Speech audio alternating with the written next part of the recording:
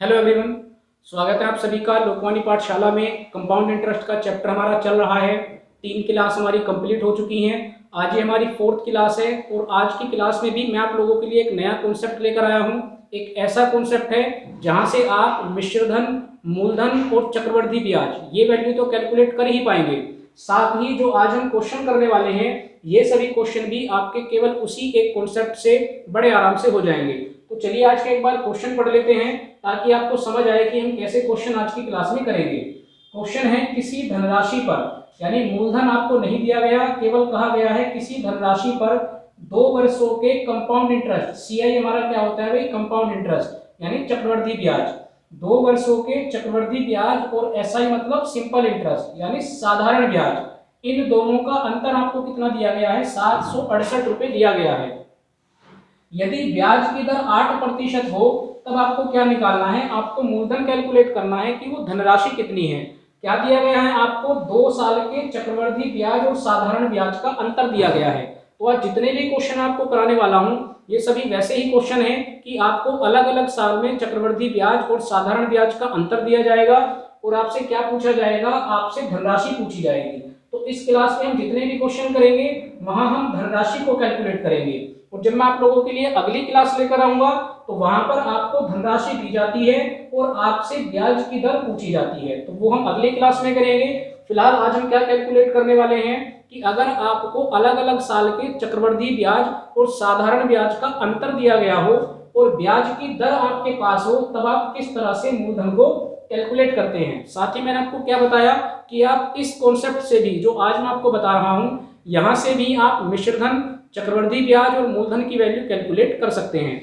तो चलिए मैंने आप लोगों के लिए एक सिंपल सा क्वेश्चन लिखा है जो मैं आप लोगों को पहली क्लास में करा चुका और हम फ्रैक्शन वाले मेथड से इस क्वेश्चन को कर लेंगे बड़े आराम से। लेकिन इस नए वाले कॉन्सेप्ट को समझाने के लिए भी पहले मैं आपको ये वाला क्वेश्चन समझाता हूं और जो जो वैल्यू यहाँ से आप निकाल सकते हैं इस कॉन्सेप्ट से वो सब मैं आपको बताऊंगा और उसके बाद फिर हम ये 5 से 6 क्वेश्चन उसी कॉन्सेप्ट से करेंगे। तो देखिए आपको सिंपली क्या करना है, आपको मूलधन की वैल्यू निकालनी है। इस क्वेश्चन को एक बार समझ लेते हैं। 2 साल का आपको चक्रवृद्धि ब्याज दिया गया है 1050 रुपए, चक्रवृद्धि ब्याज की दर आपको दी गई है 10%। क्या निकालना है, मूलधन निकालना है।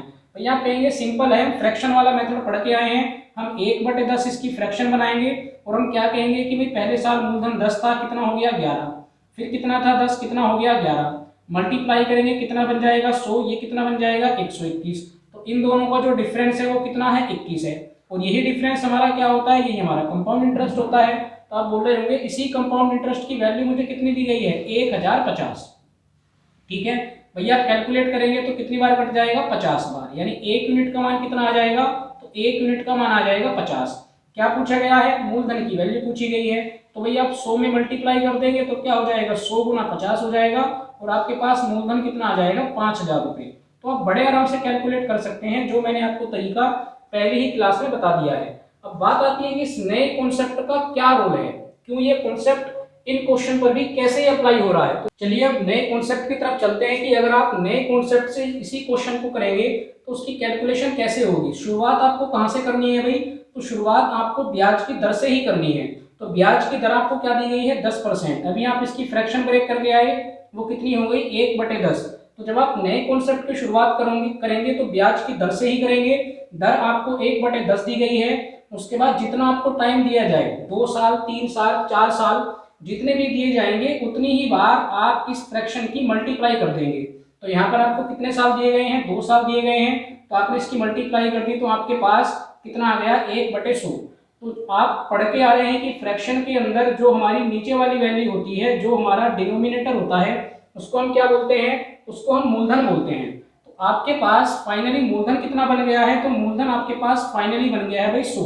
अगर हम यहाँ से परसेंटेज से कैलकुलेट कर रहे हैं, ये हर बार 100 नहीं बनेगा, डिपेंड करेगा कि आपकी परसेंटेज कैसी है। जिस तरह की फ्रैक्शन बनेगी, जो मल्टीप्लाई करके आएगा वही आपका क्या बन जाएगा, वही आपका मूलधन बन जाएगा। ठीक है, अब आपको क्या करना है, आपको जितने साल पर कहा गया आप उसके इतने हिस्से कर लीजिए। भाई 2 साल पर कहा गया तो ये हमारा हो जाएगा फर्स्ट ईयर और ये क्या हो जाएगा, ये हमारा हो जाएगा सेकंड ईयर। ठीक है, इतना काम आप कर लेंगे। अब आपको ये भी पता है कि ये आपका क्या है, ये आपका मूलधन है और इसी मूलधन पर आपको क्या मिलता है, इसी मूलधन पर आपको ब्याज मिलता है। ठीक है, तो अगर आप पहले वाले साल की बात करेंगे तो मूलधन कितना है 100 है, भाई ब्याज की रेट कितनी है 10%, जिसकी फ्रैक्शन कितनी आई है 1/10। तो जो आपकी फ्रैक्शन आई है आप चाहो तो 10% निकालो 100 का या 1/10 निकालो, दोनों वैल्यू बराबर आएंगी। तो भैया कहेंगे हम 100 का 1/10 निकाल लेंगे तो हमें पता लग जाएगा पहले साल का ब्याज कितना है। तो आपने कैलकुलेशन करी, 0 से 0 कैंसिल आउट हुआ, ये कितना आया तो ये 10 आया। किस पर? पहले साल पर। तो यानी आपका पहले साल का ब्याज इकट्ठा हुआ। अब मैं आपसे पूछता हूं कि ये हमारा सीआई है यानी या ये हमारा कंपाउंड इंटरेस्ट है या ये हमारा सिंपल इंटरेस्ट है, भाई ये हमारा चक्रवर्ती ब्याज है या हमारा ये साधारण ब्याज है। तो आप कहेंगे कि आप ही तो बता के आए हैं कि जो हमारा पहले वाला साल होता है वहां पर चक्रवर्ती ब्याज और साधारण ब्याज कैसे होते हैं, बराबर होते हैं। तो भाई फर्स्ट ईयर है, पहला साल है, तो जितना हमारा कंपाउंड इंटरेस्ट रहता है उतना ही हमारा सिंपल इंटरेस्ट रहता है। बदलाव कहाँ से शुरू होते हैं? बदलाव शुरू होते हैं जब हम दूसरे साल पे जाते हैं। क्यों? क्योंकि ब्याज जो हमारा साधारण वाला है वो तो अगर एक बार 10 हो गया तो वो तो अब हर साल कितना रहने वाला है, 10 ही रहने वाला है। क्यों? क्योंकि आपको मूलधन पर ही केवल ब्याज मिलता है। लेकिन ये जो आपका चक्रवृद्धि ब्याज है ये पहले साल के बाद बदलना शुरू हो जाता है। उसका कारण क्या है कि जब आप दूसरे साल पर जाएंगे तो आपको मूलधन पर तो ब्याज मिलेगा ही मिलेगा, साथ ही जो आपका पहले साल का ब्याज था उस पर भी आपको ब्याज मिलेगा। तो कैसे कैलकुलेशन करेंगे? तो हम दूसरे साल पर आए तो पहले मूलधन पर ब्याज लेते हैं। तो मूलधन कितना है भाई 100 है, ब्याज कितना मिलेगा वही 1/10 मिलेगा जो हमारी परसेंटेज है। कैलकुलेट करेंगे तो ये कितना आ गया, ये 10 आ गया। लेकिन अभी हम केवल मूलधन पर ब्याज निकाल के लाए हैं, ठीक है। अगर हमें चक्रवृद्धि ब्याज कैलकुलेट करना है तो जो हमारा पहले साल का ब्याज था भाई कितना है 10, हमें इस पर भी ब्याज मिलेगा और मिलेगा उसी रेट से, कितना 1/10 जो भी हमारी फ्रैक्शन है। तो इसको आपने कैलकुलेट किया, ये कितना आ गया, ये 1 आ गया। अब मैं आपसे कुछ क्वेश्चन करने वाला हूँ, जवाब भी मैं ही दूंगा, लेकिन आप समझते चलेंगे कि आपको क्या क्या वैल्यू यहाँ से मिल रही है। शुरुआत करते हैं भाई साधारण ब्याज से, ठीक है। हमने साधारण ब्याज को शुरू में पढ़ा था, तो सबसे पहले साधारण ब्याज से शुरुआत करते हैं, क्योंकि आप देख सकते हैं कि आपके क्वेश्चन के अंदर आज साधारण ब्याज वापस लौट के आया है, ठीक है।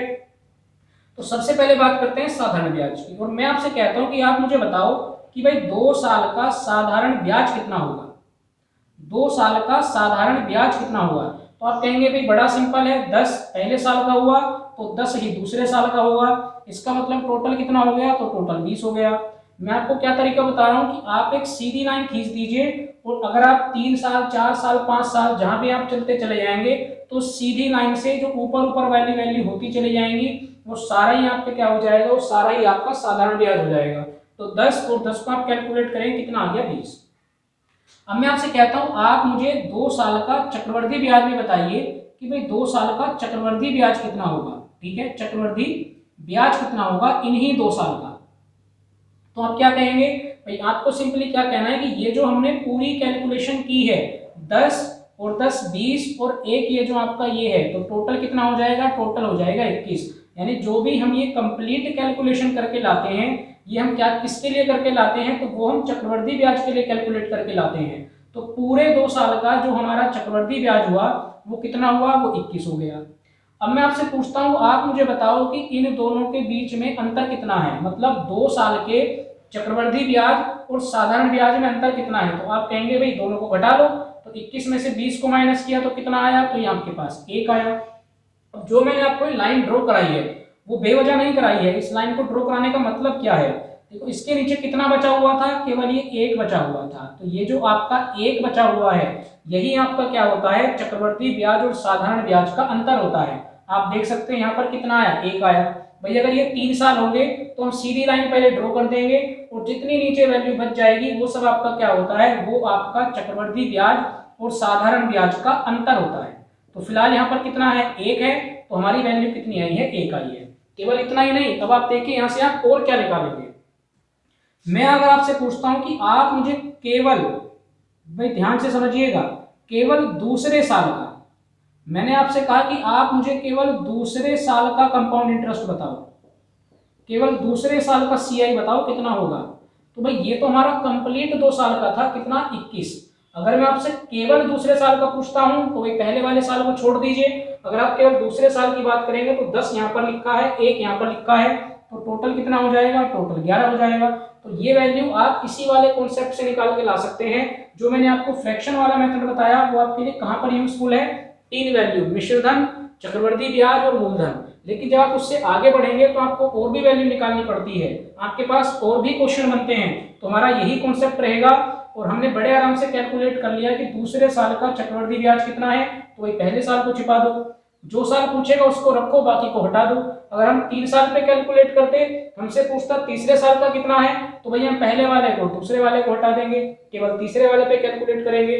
तो फिलहाल ये कितना है, 11 है। तो हमने क्या क्या वैल्यू निकाल ली, 2 साल का साधारण ब्याज निकाल लिया, 2 साल का चक्रवर्ती ब्याज निकाल लिया, इनके बीच का अंतर निकाल लिया। केवल हम किसी एक साल का क्या बता सकते हैं, कंपाउंड इंटरेस्ट बता सकते हैं। भाई दूसरे साल का पूछे, तीसरे का पूछे, तो ये सब अभी हम क्वेश्चन के अंदर करेंगे। तो आई होप कि कॉन्सेप्ट आपको समझ में आया। अब देखिए, जो ये वाला क्वेश्चन अभी हमने फ्रैक्शन वाले मेथड से किया है, उसको हम कैसे करेंगे। आपको क्या दिया गया है, 2 साल का, पूरे 2 साल का चक्रवर्ती ब्याज कितना दिया गया है, 1050। तो आप देख सकते हैं आप कितना निकाल के लाए थे, 21। यानी आप बोल सकते हैं कि 21 का मान कितना है, भाई 21 का मान है 1050। क्या पूछा है, मूलधन, तो मूलधन कितना था, 100 था। कैलकुलेट करेंगे तो भाई 21 से आप इसको काटोगे, 50 बार कटेगा, 50 की मल्टीप्लाई 100 में करेंगे तो यहाँ से भी आपका आंसर कितना आएगा, यहाँ से भी आपका आंसर 5000 रुपये आएगा। आई होप कि आपको कॉन्सेप्ट थोड़ा बहुत समझ में आया होगा। अब हम एक एक क्वेश्चन की शुरुआत करेंगे और जो एक क्वेश्चन है मैंने आपको बता दिया कि आज हम मूलधन निकालना सीखेंगे और इसी की जब मैं आपके लिए अगली क्लास लेके आऊंगा तो वहां आपको मूलधन दिया होगा और आपको रेट निकालनी होगी। तो चलिए क्वेश्चन की तरफ चलते हैं।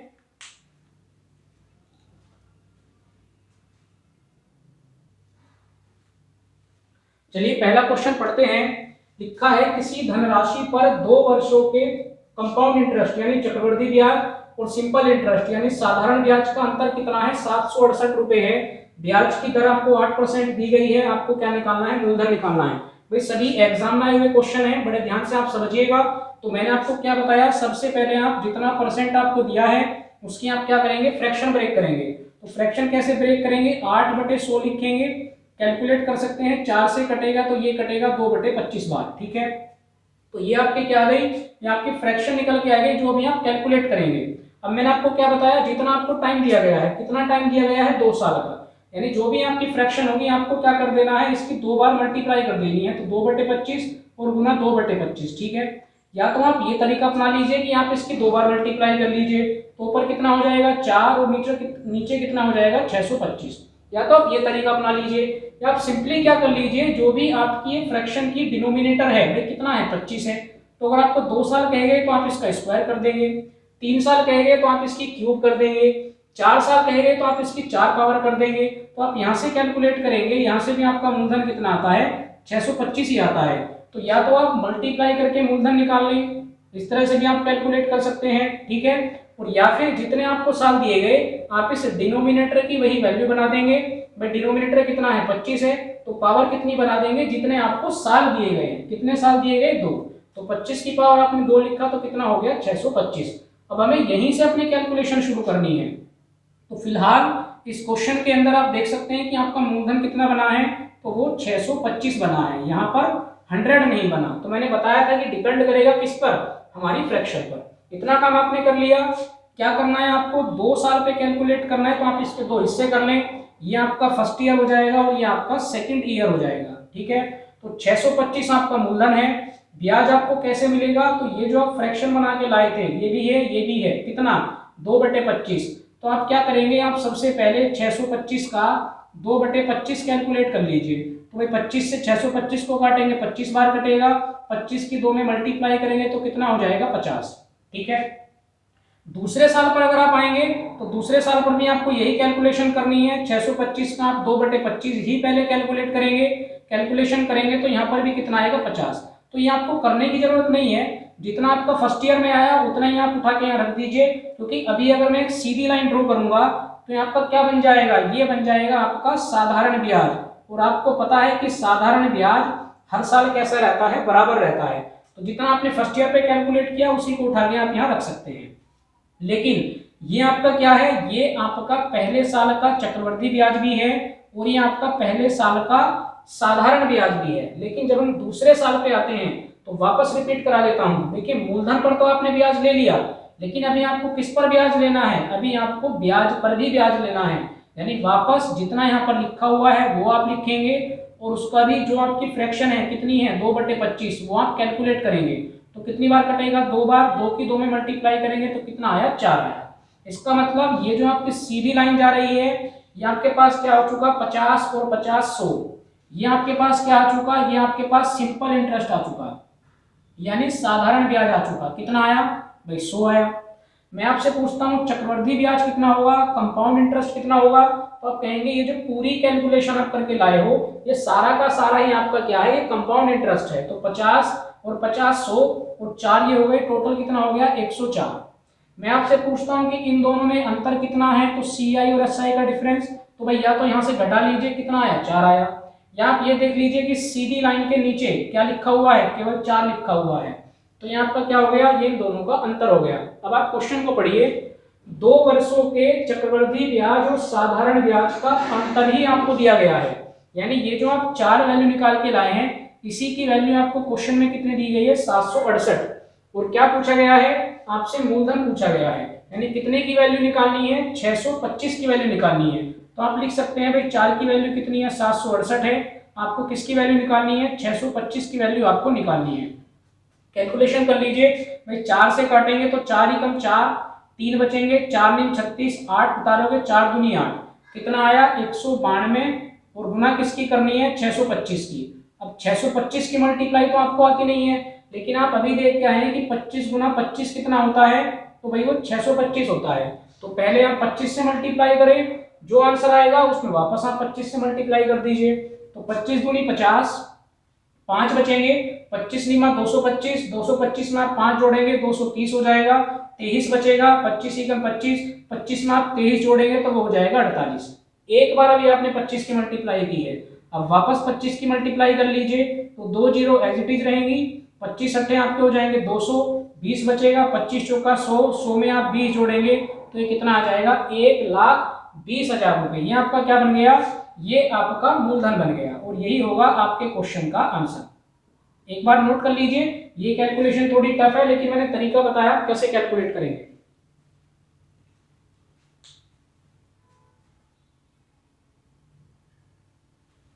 चलिए दूसरा क्वेश्चन देखते हैं, आपको कॉन्सेप्ट धीरे धीरे समझ में आने लगेगा। दिया गया है 2 वर्षों के CI और SI का अंतर कितना है, 6 रुपए, यानी चक्रवृद्धि ब्याज और साधारण ब्याज का अंतर है 6 रुपए। ब्याज की दर आपको दी गई है 5%, क्या निकालनी है आपको, धनराशि निकालनी है। तो सबसे पहला काम में क्या हुआ, 5% आपको दिया गया है, फ्रैक्शन ब्रेक करेंगे कितना हो जाएगा 1/20।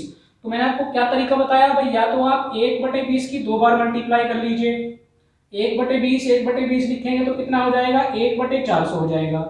यहां से भी आप मूलधन कैलकुलेट कर सकते हैं, या फिर आपको क्या करना है, जो भी आपकी ये डिनोमिनेटर वाली वैल्यू है और जितने भी आपको साल दिए गए हैं, कितने साल दिए गए हैं 2, तो अगर आप 20 का स्क्वायर करेंगे तो वो भी कितना आता है, वो भी 400 आता है। 20 दूनी 40 नहीं करना, 20 की 2 बार मल्टीप्लाई करनी है, इसलिए मैंने आपको ये तरीका बताया।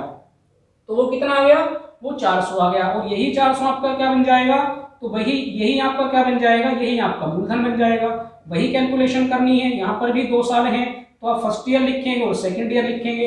अब आपको आसान लगने लगेगा, तो भाई सबसे पहले कहाँ पर कैलकुलेट करेंगे, 400 पर, यानी पहले हम मूलधन पे ब्याज लेंगे, और कितना लेना है तो 1/20 लेना है। तो आप कैलकुलेशन करेंगे तो ये कितना आ जाएगा, ये आ जाएगा आपका 20। भाई 2 से 40 को काटोगे 20 बार। तो मैंने आपको ये भी बता दिया कि अब आपको सेकंड ईयर पे कैलकुलेट करने की जरूरत नहीं है, क्योंकि हमें मूलधन पर ब्याज लेना है, तो यहाँ पर भी कितना आएगा 20 ही आएगा। अब अगला काम हमें क्या करना है, अब हमें दूसरे साल पर ब्याज पर भी ब्याज लेना है, तब जाके हमारा क्या कंप्लीट होता है, हमारा चक्रवृद्धि ब्याज कंप्लीट होता है। तो अगर 20 का यानी इस वाली वैल्यू का भी आपको कितना निकालना है, 20 का भी आप क्या निकालेंगे, जितनी आपको फ्रैक्शन दी गई है, कितनी दी गई है 1/20। तो कैलकुलेट करा तो ये कितना है, यहाँ से केवल 1 बचा तो ये 1 आ गया। सीधी लाइन आप खींच दीजिए तो ऊपर वाला आपके पास क्या बन गया, ये आपके पास बन गया सिंपल इंटरेस्ट। भाई कितना हो गया 40।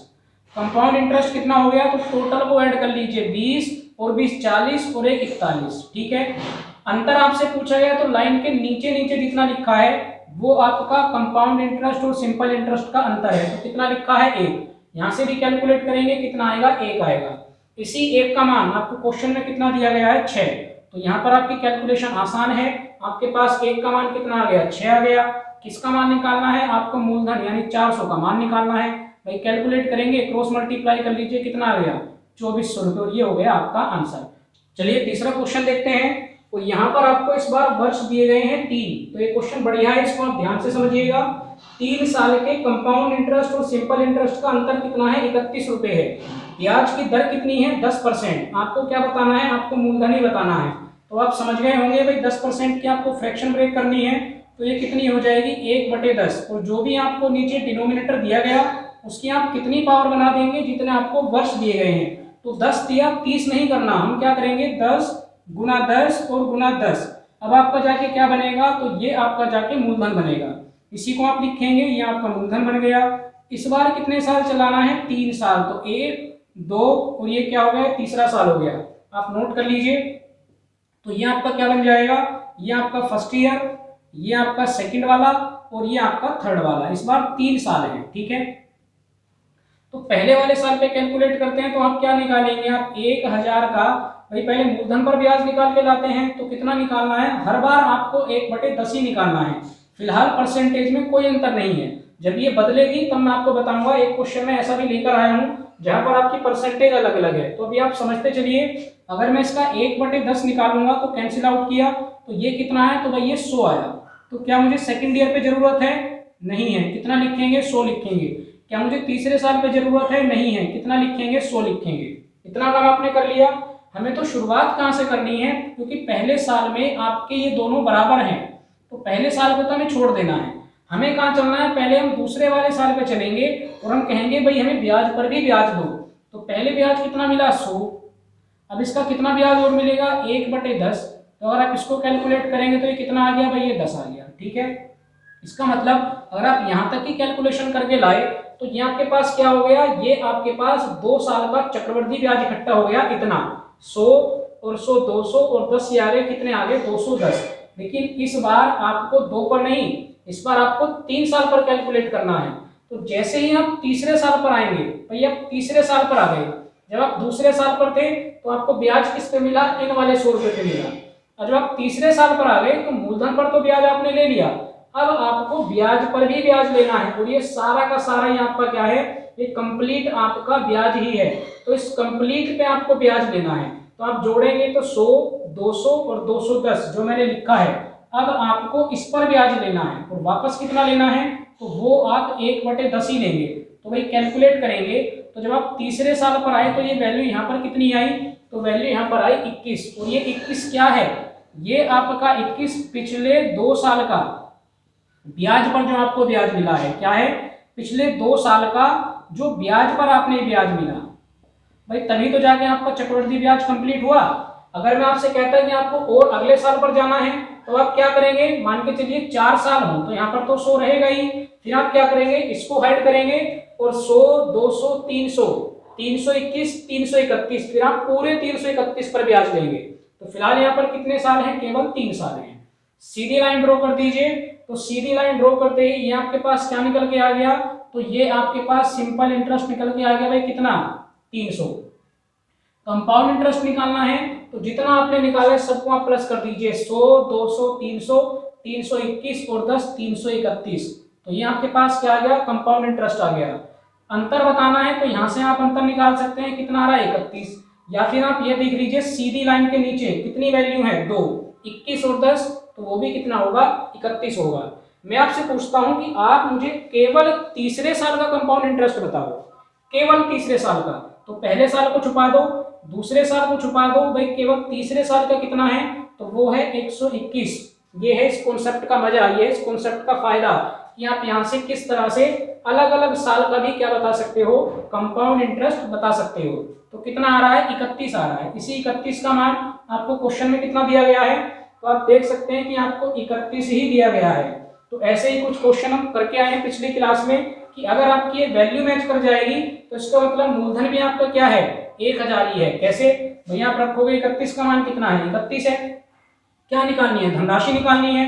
तो आप 1000 का मान निकालेंगे तो भाई इससे कैंसिल आउट हुआ। एक बार मल्टीप्लाई करेंगे तो कितना आ जाएगा? 1000 ही आ जाएगा। तो अगर ये वैल्यू आपकी एग्जैक्ट मैच कर जाए इसका मतलब हम क्वेश्चन के ही अकॉर्डिंग चल रहे हैं। तो आपको जो मूलधन है वो कितना है? वो 1000 रुपए है।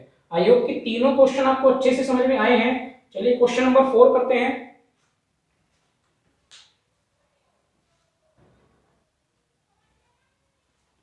चलिए क्वेश्चन नंबर 4 को ध्यान से पढ़िएगा। लिखा है किसी धनराशि पर 16% वार्षिक दर पर 1 वर्ष के चक्रवृद्धि ब्याज, केवल 1 वर्ष दिया गया है। 1 वर्ष के चक्रवृद्धि ब्याज और साधारण ब्याज का अंतर कितना है? 56 रुपए। लेकिन एक लाइन आगे दी गई है, यदि ब्याज छमाही संयोजित किया गया हो तब आपको मूलधन बताना है। तो अगर आपने पिछली क्लास को देखा है तो वहां पर मैं आपको अच्छे से छमाही और तिमाही समझा के आया हूँ, किस तरह से हम ब्याज की रेट को बदलते हैं, ये सब मैं आपको बता कर आया हूँ पिछली क्लास में। तो अगर आपने नहीं देखा है तो पिछली क्लास को आप जरूर देखें, वहां से आप कॉन्सेप्ट को समझेंगे और तभी आप इन क्वेश्चन को कर पाएंगे। तो मैंने आपको सिंपली बताया था कि जो आपकी रेट होगी, जो आपकी परसेंट रेट है, कितनी दी गई है? 16%। तो भाई छमाही 1 वर्ष में कितने होते हैं? 2।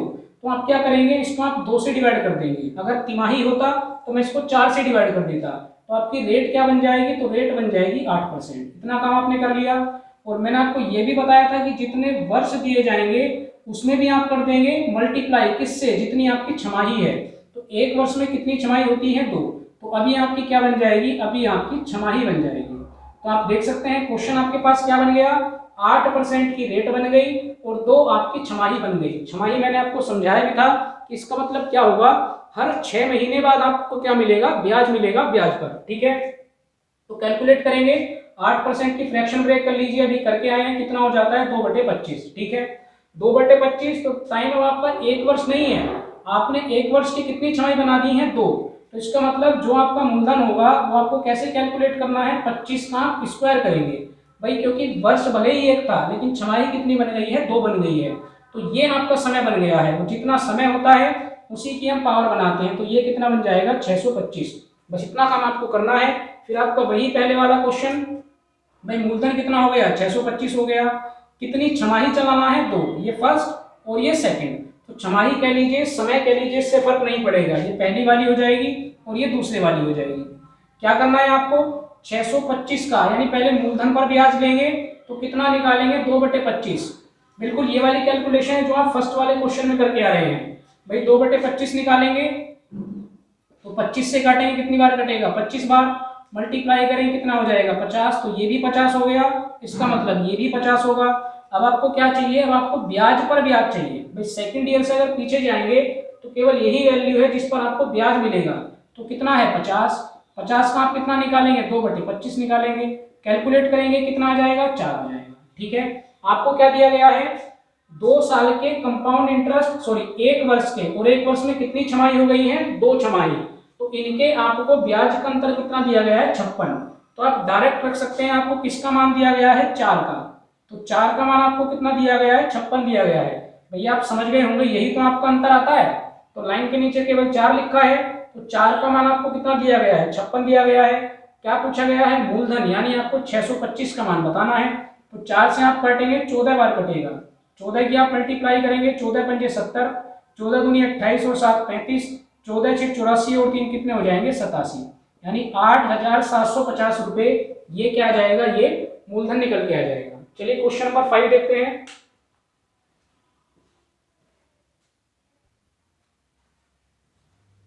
चलिए 5वां क्वेश्चन है, समय आपको 3 साल दिया गया है, रेट आपकी 16 से ही 2/3% है। तो भाई इस रेट की फ्रैक्शन आपको निकालनी आनी चाहिए, और वो कितनी होगी? वो 1/6 होगी। कैसे कैलकुलेट करते हैं? भैया आप लिखेंगे 16 की 48 और 2 50/3 होगा। फिर आप परसेंटेज को हटाते हैं, नीचे 100 करते हैं, तो कैलकुलेट करेंगे, ये आपके पास कितनी आ जाएगी? 1/6। कितने साल दिए गए हैं?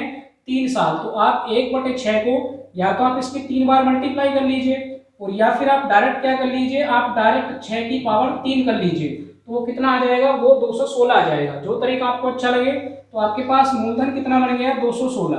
भाई कितने साल हैं? तो इस बार भी 3 साल है, तो आप इसके 3 हिस्से कर लेंगे। और ध्यान से आप क्वेश्चन को पढ़ेंगे तो आपको क्या दिया गया है? तीसरे वर्ष और दूसरे वर्ष के कंपाउंड इंटरेस्ट का अंतर। तो यहाँ पर आपको साधारण ब्याज नहीं दिया गया, आपको क्या दिया गया है? जितना तीसरे साल चक्रवृद्धि ब्याज इकट्ठा हुआ और जितना दूसरे साल चक्रवृद्धि ब्याज इकट्ठा हुआ, उसका आपको अंतर दिया गया है। तो करना आपको क्वेश्चन वैसे ही है जैसे आप अब तक करते आ रहे हैं। वे तीनों साल पे जाएंगे तो पहले हम मूलधन पे ब्याज लेंगे, तो 216 पर कितना ब्याज मिलेगा? 1/6। कैलकुलेट करेंगे, 36 बार कटेगा, यानी यहाँ पर भी आपको 36 का ब्याज मिला पहले साल। दूसरे साल में आपको 36 का ब्याज मिला और तीसरे साल में आपको 36 का ब्याज मिला। अब इसका हमें क्या बनाना है, इसका आपको चक्रवृद्धि ब्याज बनाना है। तो पहले दूसरे साल पर आए, तो दूसरे साल से पहले केवल ये वैल्यू है जिस पर हमें क्या मिल सकता है, ब्याज मिल सकता है। कितना मिलेगा, 1/6। तो कैलकुलेट किया, यहाँ पर कितना हो गया, 6 हो गया। ठीक है, 2 साल कंप्लीट हो गए, तो ये पूरा आपका क्या बन गया है, ये आपका चक्रवृद्धि ब्याज बन गया, जहां पर आपने मूलधन पर भी ब्याज ले लिया और आपने ब्याज पर भी ब्याज ले लिया। अब आप तीसरे साल पर आए, तो इसको आप छुपा लीजिए, करने का तरीका है। तो जितना यहाँ पर लिखा है इस पूरे पर आपको क्या मिलेगा, ब्याज मिलेगा। तो 36 दूनी कितने होंगे, 72, 72 और 6 कितने होंगे, 78। यानी अब आपको 78 पर भी ब्याज मिलेगा, कितना, वही 1/6। तो आप कैलकुलेट करेंगे ये कितनी बार कट रहा है, 13 बार। ठीक है, अब आपको क्वेश्चन में क्या वैल्यू दी गई है आप वो देखिए। आपको दिया गया है तीसरे वर्ष और दूसरे वर्ष के चक्रवृद्धि ब्याज का अंतर। तो अभी मैं आपको समझा के आया था भाई, अगर मैं आपसे पूछता हूं कि केवल मुझे तीसरे साल का चक्रवृद्धि ब्याज बताओ कितना होगा, केवल तीसरे साल का, तो आप फर्स्ट ईयर को छुपा देंगे, आप सेकंड ईयर को छुपा देंगे, केवल थर्ड ईयर में कितना बचेगा, 36 और 13 कितने हो जाएंगे, 49। ठीक है, मैं आपसे पूछता हूं आप मुझे दूसरे साल का चक्रवृद्धि ब्याज बताना, तो आप इसको छुपा लीजिए और आप इसको छुपा लीजिए, केवल दूसरा साल बचेगा, तो वो कितना आया, 42। इसी का आपको क्या दिया गया है, अंतर दिया गया है, कितना है, 7। तो अगर आप ये लाइन ड्रॉ कर देंगे तो ये खत्म हुआ। नीचे क्या बचा आपके पास, इधर 13 बचा, इधर 6 बचा, दोनों को माइनस कर लीजिए, इसी का तो अंतर है, वो भी कितना आ रहा है, 7 ही आ रहा है। तो जैसे आपको बेहतर समझ में आए, 13 में से 6 घटाएंगे तब भी 7 आएगा, आप दोनों को जोड़ के भी माइनस कर सकते हैं। और इसी 7 का मान आपको क्वेश्चन में क्या दिया गया है, 420। ठीक है, क्या पूछा गया है, मूलधन यानी 216 का आपको मान बताना है। कैलकुलेट करेंगे कितनी बार कटेगा, 60 बार। तो पहले 6 की मल्टीप्लाई कर लेते हैं, भाई क्या लिखा गया, 216 और किसकी मल्टीप्लाई करनी है, 60 की। ठीक है, तो 6 से मल्टीप्लाई कर लीजिए, 6 6 36, 6 कम 6 और 3 कितना आ जाएगा, 9, 6 दूनी कितना हो जाएगा, 12। एक जीरो लगा दीजिए, तो ये आपके पास क्या आ गया, ये आपके पास मूलधन आ गया। तो ये बढ़िया सवाल है, ऐसे ही क्वेश्चन आजकल एग्जाम में आते भी हैं, इंपॉर्टेंट क्वेश्चन है, ध्यान से आप इसको नोट कर लीजिए। और उसके बाद फिर हम क्वेश्चन नंबर 6 समझते हैं।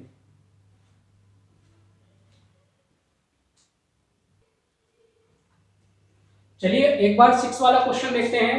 यहां पर आपको ध्यान से समझना है, क्योंकि यहां पर आपकी क्या है, जो आपकी ब्याज की दर है वो पहले वर्ष पर अलग है 14 2/7% और दूसरे साल पर अलग है 11 1/9%। तो भाई अगर आप 14 2/7 की फ्रैक्शन ब्रेक करते हैं तो ये आती है 1/7। सब आपको लिखा रखा है, सबसे पहले आपको परसेंटेज का चैप्टर कराया, तो वहां पर यही सब बातें मैं आपको बता के आया हूँ।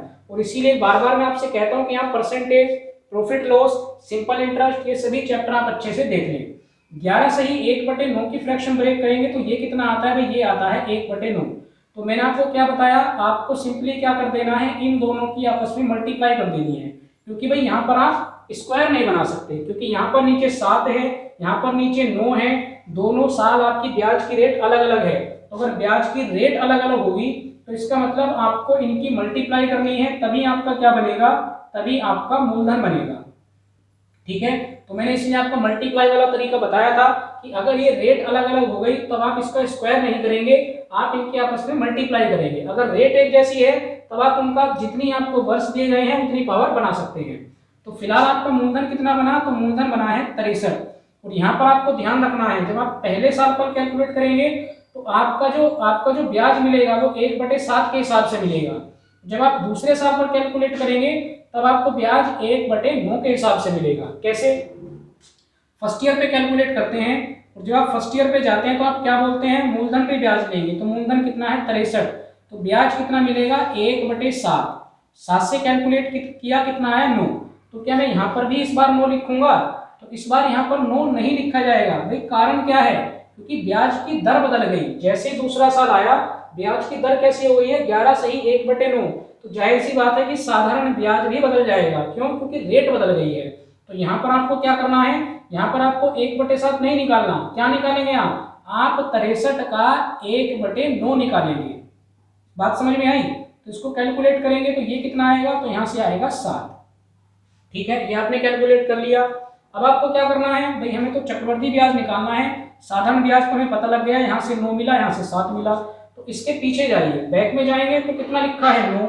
इस पर आपको क्या मिलेगा, ब्याज पर ब्याज मिलेगा। तो क्या आप 9 का 1/7 निकालने वाले हैं? क्या आप ये निकालेंगे?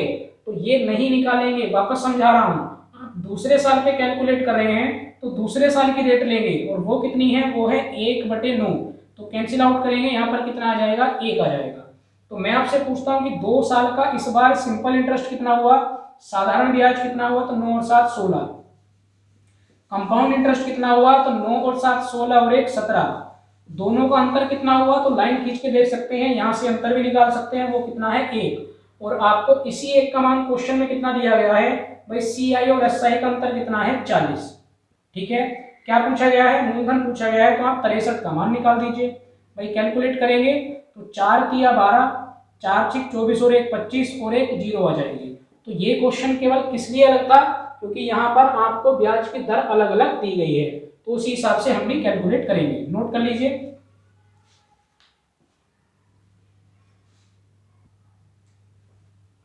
तो चलिए भाई, अभी क्लास कंप्लीट नहीं हुई है, अभी मैं आपको एक तरीका और बताने वाला हूं कि किस तरह से आप एग्जाम के अंदर, अगर आपको 2 साल का टाइम दिया जाए और आपकी ब्याज की रेट राउंड फिगर में हो, जैसे यहाँ पर 8% आपको दी गई है, यहाँ पर 5% दी गई है, यहाँ पर 10% दी गई है, तो अगर आपके पास 2 साल का टाइम है, ये मैं आपको 2 साल के लिए बता रहा हूँ, एक डायरेक्ट मैं आपको मेथड बता रहा हूँ जहां 2 साल पर बड़े आराम से कैलकुलेट कर लेते हैं भाई। जितने साल बढ़ते जाते हैं तो ये मेथड भी थोड़ा हार्ड होता जाएगा, लेकिन जो कॉन्सेप्ट मैंने आपको बताया उससे आप कहीं तक के भी आराम से कैलकुलेट कर लेंगे। लेकिन अगर आपके पास 2 साल का टाइम है, इसी तरह का आपके पास क्वेश्चन हो, जैसे यहाँ पर आपको चक्रवृद्धि ब्याज और साधारण ब्याज का अंतर दिया गया है, लेकिन ब्याज की रेट आपकी राउंड फिगर में होनी जरूरी है भाई। अगर इस तरह की रेट मिल जाती है जैसे यहाँ पर लिखी हुई है, तो आपको कैलकुलेशन करने में दिक्कत आती है। तो तरीका क्या है? तरीका एक बार देख लीजिए। जो भी आपको ब्याज की रेट दी गई उसकी आप आपस में मल्टीप्लाई करें, मल्टीप्लाई करके कितना आ गया? 64। इसको आप 100 से डिवाइड कर दीजिए, तो ये कितना बन जाएगा? 0.64। और यही आपका क्या होता है? यही आपका ब्याज में अंतर होता है। ठीक है, क्या होता है? यही आपका ब्याज में अंतर होता है। लेकिन वापस कह रहा हूं, ये कितने साल के लिए है? ये केवल 2 साल के लिए है, और वो भी कब है? जब आपकी रेट राउंड फिगर में है। अगर इस तरह की रेट हो गई तो ये मेथड आपका काम नहीं करेगा, आपकी कैलकुलेशन बहुत बढ़ जाएंगे भाई। यहाँ तो आपने 8 से 8 में मल्टीप्लाई कर ली, ये मल्टीप्लाई कैसे करेंगे परसेंटेज की? या अगर 4 साल हो गए तब कैसे मल्टीप्लाई करोगे? तो ये केवल 2 साल पर ही कैलकुलेट होगा। तो 8 के 8 में मल्टीप्लाई के 64 डिवाइड कर दीजिए 100 से, और ये जो आपके पास आता है 0.64, ये आपके पास क्या आता है? ब्याज में अंतर। क्वेश्चन में कितना दिया गया है? 6, 7, 6 और 8। क्या पूछा गया है? मूलधन। तो आपका आंसर आया था 1,20,000। जरा एक बार कैलकुलेट करते हैं भाई। पॉइंट को हटाएंगे तो इधर आप 2 जीरो बढ़ा दीजिए। ठीक है, 8 से काटेंगे 8 बार कटेगा, 8 से काटेंगे ये 96 बार कटेगा, 8 में 72, 8 छिंग 48, फिर 8 से काटेंगे 12 बार कटेगा, तो 12 तो यहाँ से बचा, 2 जीरो ये लगी हुई है, 1200 हो जाएगा। क्रॉस मल्टीप्लाई करेंगे 2 जीरो यहाँ से आ जाएगी, तो आप देख सकते हैं आंसर कितना आया? 1,20,000। लेकिन कब तक? जब तक कि आपके पास 2 साल हैं। 3 साल होते ही कोई तरीका नहीं है, आपको अपना कॉन्सेप्ट लगाना पड़ेगा। और अगर आप इस तरीके से सोच रहे हैं तो वहां पर बहुत बड़ी कैलकुलेशन हो जाती है। तो आप केवल 2 साल पर ही यहाँ से कैलकुलेट करें, इसके बाद 3 साल, 4 साल, 5 साल, तो कॉन्सेप्ट मैंने आपको बता दिया है, वहां से आप बड़े आराम से कैलकुलेट कर सकते हैं। चलिए एक बार दूसरे वाला क्वेश्चन भी बता देता हूँ, क्योंकि यहाँ पर भी कितने साल हैं? 2 साल हैं। रेट कितनी है? 5। तो 5 के आप 5 में मल्टीप्लाई करेंगे, कितना हो जाएगा? 25। किससे डिवाइड करना है? 100 से। कितना आ जाएगा? 0.25 आ गया। तो इसी 0.25 का मान आपको कितना दिया गया है? इसका मान आपको दिया गया है भाई 6। क्या निकालना है? आपको 100 का मान निकालना है। तो कैलकुलेट कर लीजिए, पॉइंट हटाएंगे, 2 जीरो लगा देंगे, 25 से काटेंगे, 25 दूनी 50, 10 बचेंगे, कितना हो जाएगा? 25 100 का 100। 24 की मल्टीप्लाई 100 में करेंगे तो कितना आ जाएगा? 2400 रुपये। और ये आपके पास क्या आ जाएगा? ये आपके पास आपका मूलधन आ जाएगा। ठीक है, तो इस तरह से भी आप क्वेश्चन को कर सकते हैं। चाहो तो आप इसको एक बार नोट कर लो।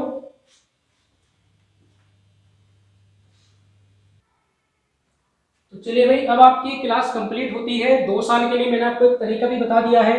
तो एग्जाम में अगर आपको अपना टाइम बचाना है, ऐसा क्वेश्चन आपको मिल जाता है, तो वहां आप बड़े आराम से और भी अपना टाइम बचा सकते हैं और 2 साल पर आप कैलकुलेशन कर सकते हैं। लेकिन वापस बता रहा हूं, डिटेल कॉन्सेप्ट जो मैंने आपको समझाया है उसको आप बढ़िया से समझ लीजिए। वहां पर आपको किसी भी टाइप का अंतर वाला, डिफरेंस वाला क्वेश्चन मिलेगा, 3 साल हो, 4 साल हो, 2 साल हो, कैसी ही आपके पास रेट हो, आप बड़े आराम से कैलकुलेट कर सकते हैं। तो आई होप कि आपको आज की क्लास का ये कॉन्सेप्ट बढ़िया लगा होगा। अगर कॉन्सेप्ट अच्छा लगा है तो आप चैनल को सब्सक्राइब जरूर करिए। लोकवाणी पाठशाला चैनल का नाम है, खुद भी सब्सक्राइब करें, अपने दोस्तों से भी कराएं ताकि उनको भी नए कॉन्सेप्ट की जानकारी हो पाए। साथ ही आज के डिस्क्रिप्शन बॉक्स में पिछली तीनों क्लास का मैं लिंक डाल रहा हूं, उनको आप अच्छे से देख लीजिए, वहां से आप कॉन्सेप्ट को समझ लीजिए। परसेंटेज का चैप्टर नहीं देखा है तो परसेंटेज का चैप्टर आप जरूर देखें, किस तरह से फ्रैक्शन को बदला जाता है, किस तरह से प्रतिशतता निकाली जाती है, ये सब आप वहां से बड़े आराम से सीख पाएंगे। तो चलिए अगली क्लास के अंदर, जैसा मैंने आपको बताया था कि अगली क्लास में मैं आपको दर कैलकुलेट करना बताऊंगा और आपको मूलधन दिया जाएगा, तब आप दर को कैसे कैलकुलेट कर पाओगे। तो अगली क्लास का वेट कीजिए, नेक्स्ट डे पर मैं आपको अगली क्लास प्रोवाइड करा रहा हूँ। डेली आपको हर दिन आपको क्लास मिल रही है, तो बढ़िया से आप क्लास देखते रहिए। अगली क्लास में आप लोगों से फिर से मुलाकात होगी। Thank you.